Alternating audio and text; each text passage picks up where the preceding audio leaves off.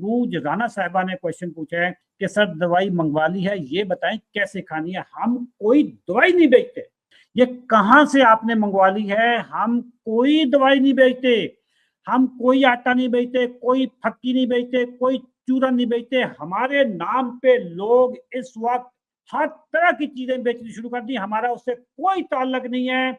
आपने अरूज राणा साहिबा, आपने जिससे दवाई मांगी है उसके खिलाफ पर्चा कटवाएं, केस करें, एफआईआर कटवाएं, एफआईए को मैसेज करें कि जी ये कोई दवाई बेच गया अशरफ चौधरी के नाम पे।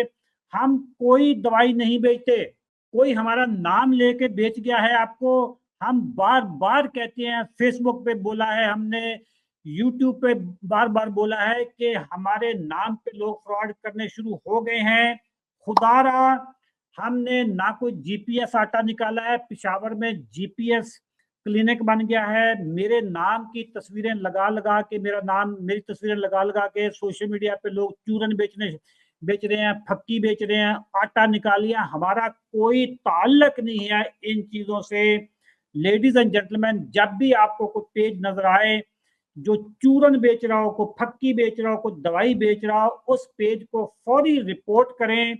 मैं जो पुलिस का महकमा है, जो एफआईए के महकमे हैं, उनसे भी अपील करता हूं कि खुदारा ये जो जालसाज हैं इनको पकड़ें।